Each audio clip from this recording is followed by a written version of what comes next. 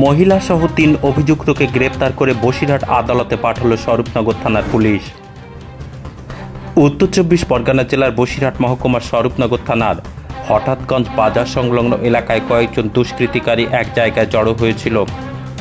গোপন সংবাদ সূত্র ধরে জানতে পেরে অভিযানে নামে স্বরূপনগর থানার পুলিশ। পুলিশের সন্ধান বুঝতে পেরে অন্যরা পালিয়ে গেলেও দুজনকে পুলিশ আটক করে ফেলে। জিজ্ঞাসাবাদে তাদের কথার মধ্যে অসঙ্গতি প্রকাশ পাওয়ায় পুলিশ তাদেরকে ডাকাত সন্দেহে গ্রেপ্তার করে। পুলিশ সূত্রে জানা যায়, আরিফ ঢালি ও রিয়াজুল শেখ তাদের বাড়ি কেওটশাহ এলাকায়।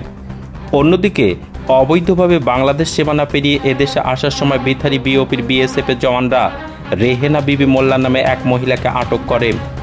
জিজ্ঞাসাবাদের পর তাকে স্বরূপনগর থানার পুলিশের হাতে তুলে দিলে পুলিশ তাকে গ্রেপ্তার করে।